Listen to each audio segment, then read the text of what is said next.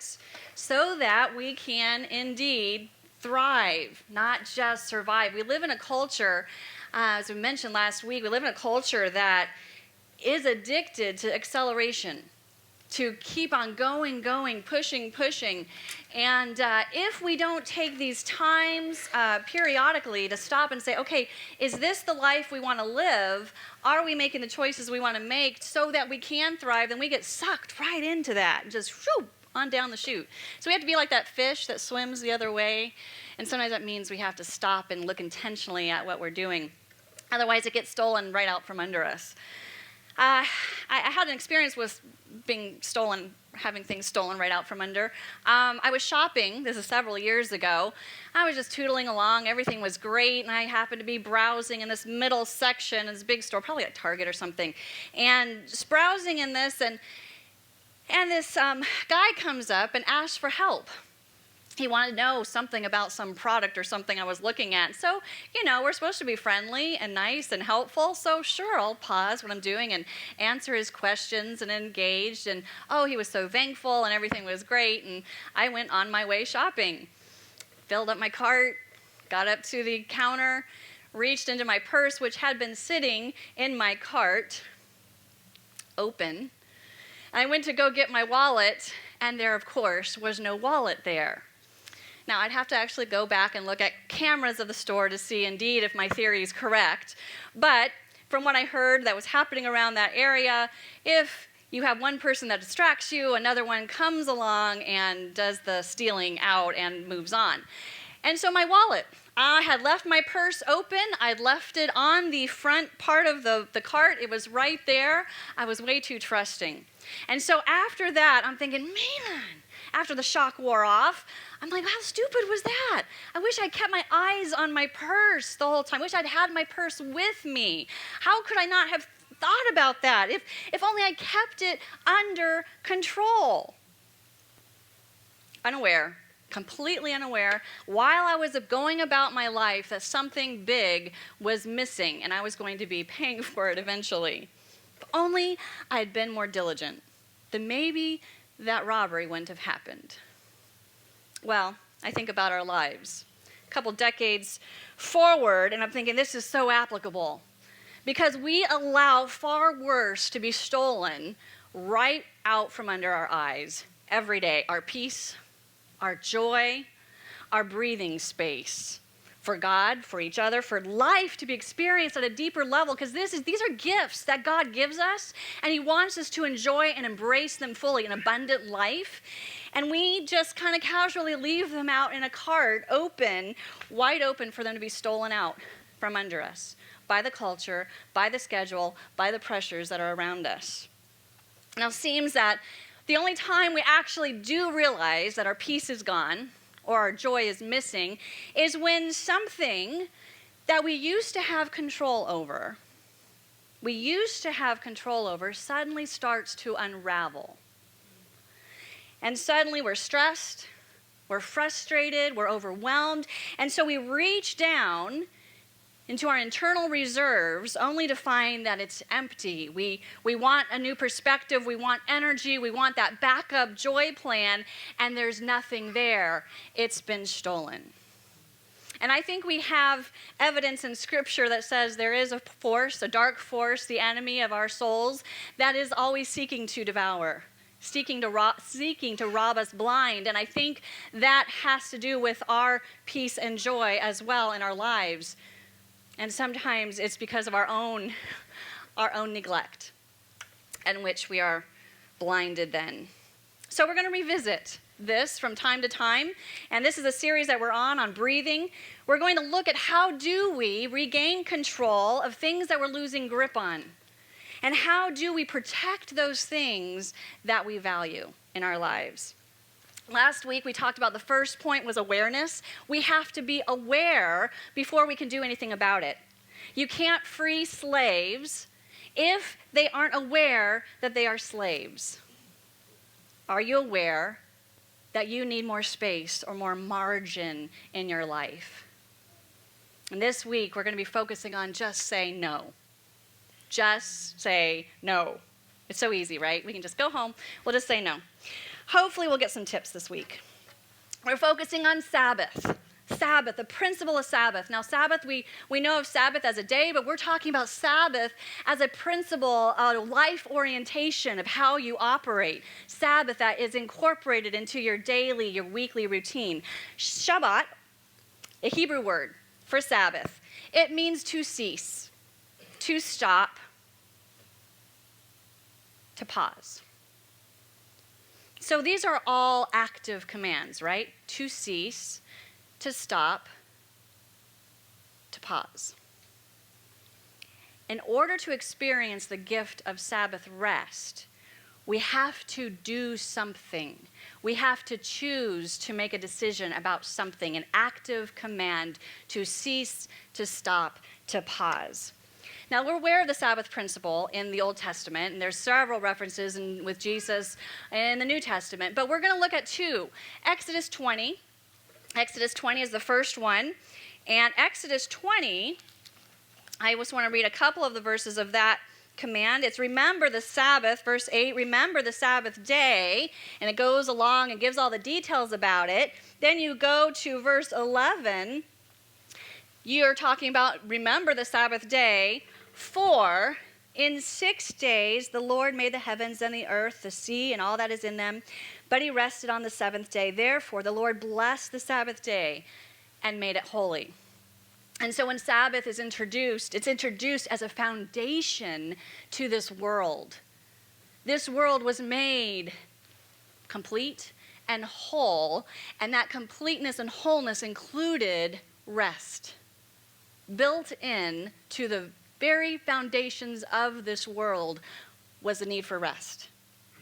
And so the next time you skip over, you're going to look at Deuteronomy 5, verse 12 and 15. This is when Moses now is reminding them of the Sabbath. So verse 12, we have observed the Sabbath, remember the Sabbath day by keeping it holy as the Lord your God has commanded you. You go to 15, remember, this is why we're remembering the Sabbath, remember that you were slaves in Egypt, and that the Lord your God brought you out of there with a mighty hand and an outstretched arm. Therefore, the Lord your God has commanded you to observe the Sabbath day. So the first one was about Eden. The second one was about Egypt. The first one was about, this is the foundations of the world. This is incorporating rest into the very foundations that should set the tone. And in Deuteronomy, it's remembering when you've forgotten, you were set free. You were set free. And how you remember that you were free is by living free. Not working all the time, taking a break, taking a rest, taking a pause, ceasing, stopping. This is how you live a free life. Don't forget. Remember. Well, the slaves, as we mentioned last week, had no option of saying no. No option of saying no in their life. They couldn't say no to work. They didn't know the first thing about setting boundaries because they had these cruel taskmasters over them that said, if you don't keep working, if you don't keep producing, you're going to be in big, big trouble. And so they didn't have the option to decline. They continually had to say yes to work. Whatever was given them, whatever was put on them, they had to say yes. They did not have the option of no. And so now here's this new master, this God, who is commanding them now. You need to learn to say no. You need to learn to stop. He wanted them to know they were a free people, and the kind of freedom it says I want you to have includes saying no to work, to pushing, to going all the time, constantly. It's about rest, a whole shift in life, a whole shift in thinking. Now, what's particularly beautiful when you look at how God speaks to his people and how he shares what he shares about Sabbath principle in the Old Testament, in the New Testament, he particularly wanted them to know, he showed them this way because he said, I want you to know that I value you, I love you, based on nothing that you do. When you are standing still, when you are not working or achieving or accomplishing or producing or doing anything, I love you immeasurably more than you could even imagine. My love and my value for you is based because you are my treasure. You are my people. I chose you. I want to be in relationship with you. And so when you pause, when you cease, it's letting me pour out that love on you and take care of you and saying it's not about anything you can ever give or offer to me. It's just because I love you. Have you guys ever received a gift like that from someone? Maybe it's on a Mother's Day or Father's Day is coming up, where you are given the gift of enjoyment, of relaxation. You do not have to do any of your to-do list for the house, no chores. Maybe you're given a massage and a whole day of pampering, not because you're sick, not because you owe them later, but simply someone wants to give you a day of breathing, of enjoyment, to say, I love you, and I just want you to know you can breathe. You can enjoy this. I will take care of everything while you are breathing and taking in life. Boy, that sounds inviting, doesn't it? Make a mark for Mother's Day, please, next year. Okay. Father's Day. Well, that's what God does for us every week. That's what God does for us every week, and what he calls us to during our days. During our days. He's saying, hey, in his nudges for us, in his, even those uncomfortable feelings when we're working, and we know we should be pausing to remember our family or pausing to remember him. And those nudges and those uncomfortable feelings, those are his ways of calling us back to him. He's calling us back to enjoy the gift. He's like, your husband, your wife, I gave you them as a gift. Go enjoy them. That walk, that beautiful park that you keep flying by in your car, pause and go take a walk there. Enjoy the gift of me filling you up with hope and encouragement and wisdom through my word. He says, here, take a nap. You need to rest. It's like enjoy a visit with your friend. Enjoy doing nothing with me. Just sit on the front porch and rock, even though you're not retired yet. Just breathe. Trust me. God says in the whole Sabbath principle, you can trust me because this abundant life, this is how it starts. This starts when you learn to say no. So you can experience the yes of what waits in those open spaces. But if you don't have any open spaces, you don't get the gifts. You can't experience the gifts I've given you. So learn to say no, and believe me, I can handle your life while you're pausing. I'm the God of the universe. I'm pretty powerful, pretty wise, and pretty creative. So trust me. When you're pausing and doing what I've asked you to do, to take a break, to breathe, to be with your family, to be with me, to be with your spirit, I can handle it. Our inability, though, to say no, man, it's legendary. You look on Google, you do a Google search on how to say no, and you get like millions of hits, millions and lots of articles on how to say no, whether it's to a relationship or to balance or to work. It's how to stop the madness. F. Scott Fitzgerald, who is an American author known for writing The Great Gatsby, he had an adage about drinking. He says, first you take a drink, then the drink takes a drink, and then the drink takes you. Now, I want you to plug into that your hours, those things that you keep accumulating, those to-do lists, the tasks, the hobbies, whatever is getting out of control in your life, this adage fits. So God, being very avant-garde himself, way before Fitzgerald, introduced Sabbath as a solution to getting back control in our lives so we could experience his gifts of abundant life. Foundational to living a life that has peace, that has joy, that has depth, is learning to say no. Or as I like Priscilla Shirer, she wrote, it's resisting the urge to continue. That one grabbed me. It's, you hear say no, just say no. Resist the urge to continue. Where in your life Where in your life do you feel a constant urge to continue? Long past when you know you should probably stop. You feel compelled or propelled inside to keep continue. Is it with your work, your deadlines, watching TV, shopping, sleeping, eating, pursuing that dream or that hobby long past when you should be sleeping? What is it for you? What is that area where you feel the constant urge to continue and it's pressing in and getting out of control in your life? And then I want to ask you, now that you have that in your head, what is it that by continuing, by giving into that and continuing on and pressing on, what are you missing out on in your life that you could be tasting, that you could be enjoying more of, if you could find a way to resist the urge to continue? What are you giving up?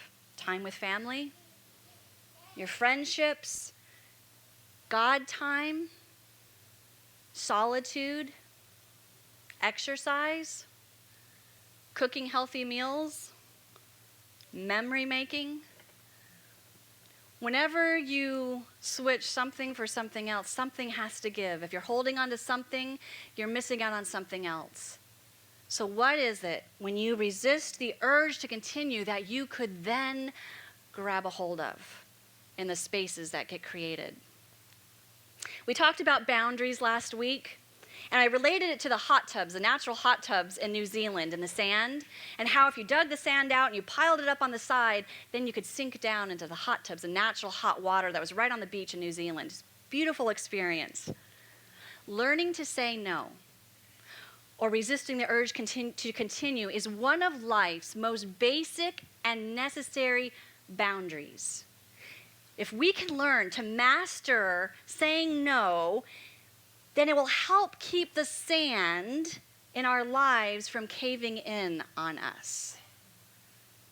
It's what keeps things, hobbies, work, relationships in their proper places when we can exercise, and God's given us permission to exercise the right to say no.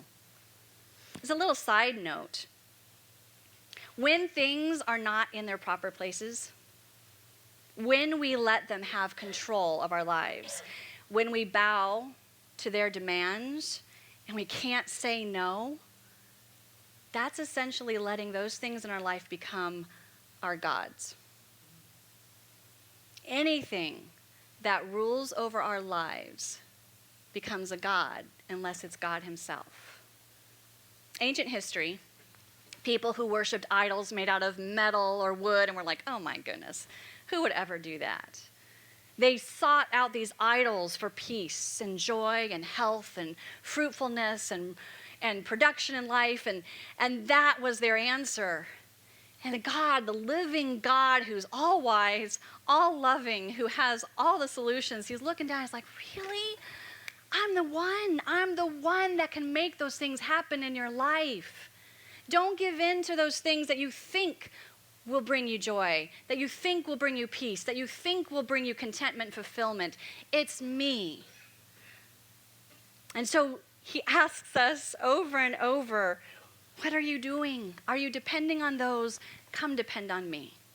Come depend on me. Don't give them the power. Don't give your hours, your worry, your relationships, your work. Do not give them the power over you. Depend on me. Trust on me. Just please try my Sabbath principle plan. Just try it. Try it. If you start off, try it a few moments at a time. Try it a day. Try incorporating a little bit here and there in your week. Just try it and see if it doesn't work for you. When God calls for margins in our life, for stopping places in our everyday, it's not about giving something up. It's about getting. It is about receiving. It's about getting the best life possible, a life of balance and joy and peace, at least more of it. I think balance is kind of this ever elusive myth. I think it's a moment by moment kind of choice, that we have balance in this moment, and we can go from there. The Israelites, of course, fresh from slave land, didn't get this. All they knew was to get anything You have to keep going. You have to work. And so God had to get very creative to adjust their perspective. And I love one of the stories in the Old Testament where he got creative with this. It's in Exodus 16. And this is when he has the Israelites, he's released them from Egypt, and they're out there trying to reorient their lives. And he gives them manna, that wonderful heavenly food. And he's like, okay, every day you go out, you gather it, you get it. This is what you eat. It keeps you happy and healthy. But here's the deal. On Sabbath, you need to not gather. I don't want you doing any work. I want you to know that I'm going to provide for you. I need you to remember it's not always about working. I will provide. Of course, there were some slaves who were like, oh, he just does not get how life works down here on earth. And so they decide they're still going to keep working and gathering. And so Saturday comes along, Sabbath comes along, and it's the day of rest, and they go out to gather. And the Bible says when they went out to gather like they normally did, they did not find anything. So essentially, they gathered nothing. They gathered nothing. How like 21st century, right? How often do you and I think that by pressing and pushing and keep working and keep going and keep buying and keep saying yes, we think somehow we're going to get ahead somehow, get some benefit out of going and going and going, only to find in some way, shape, or form, long term, it's a very bad investment. Because what we actually in reality do gain is far worse than nothing. By not creating those spaces, by not stepping into Sabbath rest places in our week, we find ourselves in a deficit because we don't stop. We're exhausted. We're fatigued. We have hurt relationships or we lose them altogether. Our reserves are depleted. Our creativity dries up. We have mind fatigue, body fatigue, soul fatigue. Because we run on empty, which leads to impatience and anger and negative perspective and depression and actually less productivity. So how do we know when it's okay to stop? How do we know when enough is enough? How do we know when enough is enough? How do we know when we've worked enough, tried enough, gathered enough, created or said or consumed or expended enough that we know, okay, we can stop? How do you know? What are the markers or the indicators that you've done enough and it's okay to stop? We know what the too much markers are. The too much markers are the red flags go up everywhere. It's the relationships that aren't working, the failing health, the burnout, the negative perspective. I said the depression, the not being happy, the not bouncing back, the not sleeping. All of that are those red flag markers that you've gone past enough, and now you're into the too much zone. Those are symptoms that we need to find a way to make the cutoff sooner. So how do you know when enough is enough, when it's okay to stop? I love France. You know, I've said that before. Their stopping point is what, like 30 hours a week of work? 30. What, U.S. has 40. Our bosses have 60. Hours a week, that's your stopping point. But I want to ask you guys, collective wisdom, all of us have lived a life where we're pressed and stressed. And then there's been times where like, okay, no, I'm going to try this. Or I've heard this works, I'm going to try that. And so we try different things, and I guess I really, truly want to open this up and say, what have you found in your life, whether you do it consistently or not, that's another question, that works for you, that says, okay, when I start seeing this, or this, then I know I need to stop, or this is what I can see that I set up and it helps me to stop. Any thoughts or ideas that we can learn from each other on how to do this? Yes. So you just make an intentional choice. Before you get to the overload, you're going to just turn off the TV and turn music on instead and create that. That's good. An intentional time of turning off. Good. What else has worked or you've heard of a crazy theory that may work?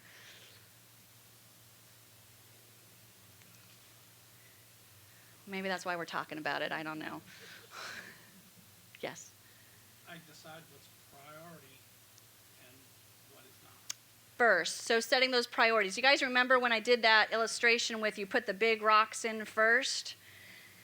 Before you put the sand in, if you put all the little stuff first, the non-essentials, you have no room for the big things of your life, the rocks. You try to fill up, you got to put the rocks, the priorities first in your schedule. Well, when I did a study, Priscilla Shire's study on breathing, on space for God, I was so excited to get to that page where there was finally, some help, like some to-dos, something, and there weren't any. And I was like, what the heck? I mean, no, how do you bring me to this point? And there's nothing. But what I realized, there is no way that there is a rubber stamp, one size fits all for all of us. And so the only thing that we can do is A, be aware, and seek God for direction and wisdom. We can learn from each other. I will say that the more we open up and can share with each other, which I'll be trying to foster that a little bit more as we go along, but the more we can learn from each other, then we all benefit from that. When I was putting my head to this and saying, okay, so what has worked? What can I try consistently? What has Charles and I tried to do that works? When my brain starts going dead, and you guys probably have experienced this, being aware. When your brain starts going dead, meaning the ideas aren't coming, the productivity, you're on the computer and you just find yourself staring at the computer and you realize you haven't done anything for the last 5 minutes. That's a clue that you need to stop. You need to stop and take a break and switch gears. The clock tells me when enough is enough if, like Mark was saying, we have taken the time ahead of time to set an intentional schedule. Now, this is a dream of mine. I can't say I've written about this in my journal, and I've tried little steps, but my dream is to schedule soul tasks first. Like, what's going to build my soul and spirit first in life? And then fill up the rest of the to-dos. Do the rocks first, and then the sand. An intentional schedule. I would love to try an intentional schedule where you intentionally build margin around your appointments. I don't know about you guys, but I'm the one that I have an appointment at 11:30 to 12:30. I set my next appointment for 12:30. Now, how am I supposed to travel there? And you know meetings go over, right? So part of an idea to try is building margins around your appointments. I'm going to try this. We'll see how it works. To not run over, but to build those margins so you're not slammed to the wall. What about, I read about building into your schedule time for serendipity. Serendipity, letting things happen that you didn't expect to happen.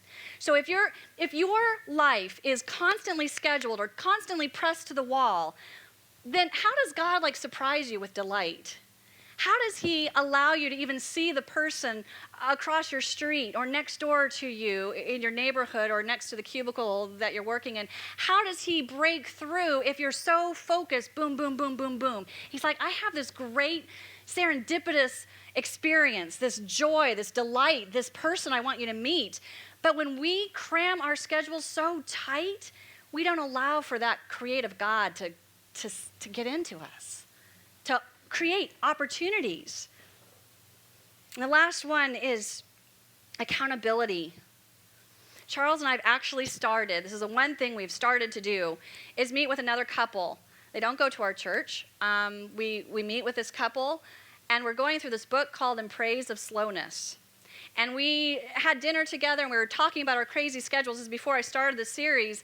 And we all realized that we're living too pressed in our lives. And we said, you know what? How about we meet every other week, and we go through this book, and we talk about how, and we hold each other accountable to slowing down, to putting those margins in our life. And let me tell you, the first challenge was finding the time to meet to do that. And we're like, wow, we really need this. And the first time we met, the girl, she was like, she had checked in, texted to see if we were still on. I said yes. And she confessed later she was really hoping we were going to say no. because she didn't see how she could possibly do it. But by the end of the night, we had 2 hours together. We met for dinner and we talked through the first introduction of the book. And by the end of the night, she's like, all of us were like, I am so glad we did this. We felt stronger. We had room to breathe. We felt refreshed because of taking that time. And we know that we're saying, okay, we're going to hold each other accountable to making some life changes. Who in your life can you have hold you accountable? Can you meet with a friend, a family member? Some ideas. I think when I was doing that study and I realized that there's no one size fits all, and I realized that that meant I needed to seek God, then that means that seeking God for direction means I have to be willing to surrender then. I have to be willing, if I want to change in my life, be willing to surrender. And I think the kind of surrender that we need is the kind that I experienced when I was a 3-year-old. When I was a 3-year-old in California, my brother, he was 5, I was 3. We lived on a hill in Southern California. Our house was up here. It was a huge hill. Now, if I go back, it probably really wasn't, but for a 3-year-old, huge hill. At the bottom of it was a fast road, lots of cars, back and forth. And so our family one day was having a party in the afternoon, and all the kids were outside. And so I had this brilliant idea as a 3-year-old to, hey, let's pull each other down in a wagon. And so my brother went first, and I strongly pulled him down and made sure he was safe. And I went all the way to the bottom, and then I couldn't pull him back up, so we walked back up to the hill. I was like, okay, now it's my turn. Okay. So I hop in the wagon, and my brother starts pulling me down.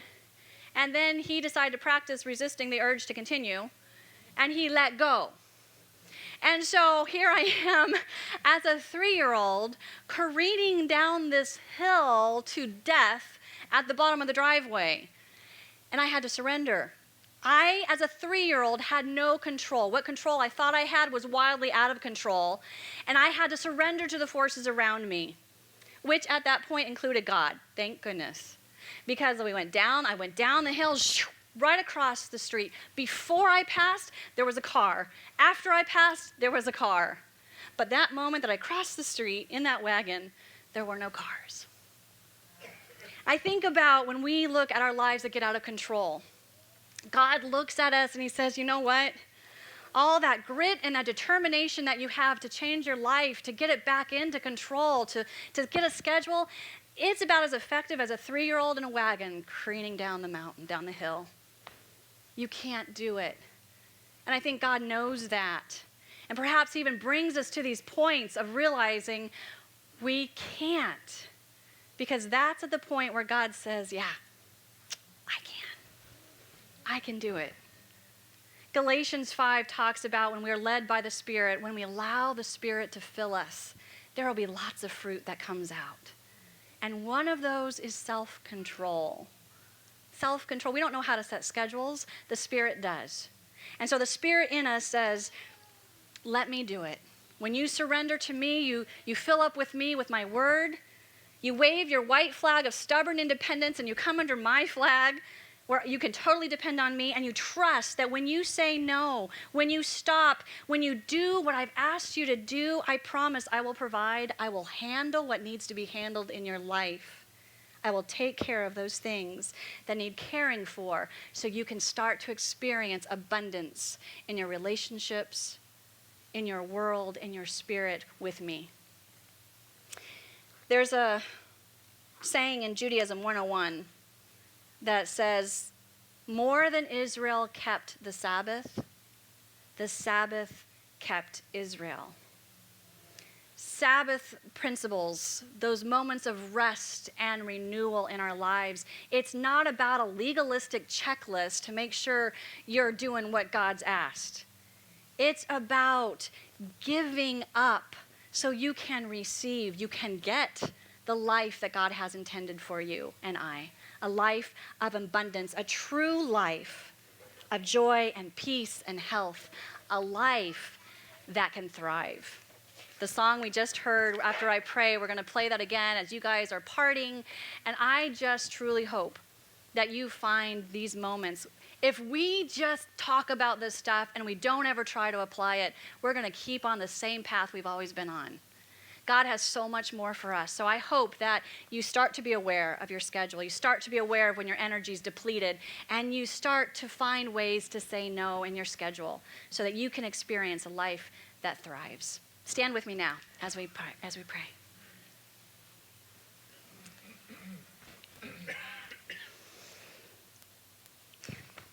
God, thank you.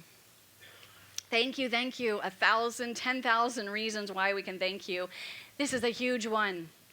You gave us the Sabbath. You set it up in the foundations of this earth so that we would keep being able to remember it and keep returning to it in our daily lives, those moments of breathing space with you and with each other. Let us not forget, God. Keep reminding, keep nudging, keep pursuing us to let us give all of that stuff that's out of control to you so you can help put control and joy and peace back into our lives. We thank you, God, for being a God who cares so much about us. It's just literally dying and living to give us the world. We love you in your name. Amen.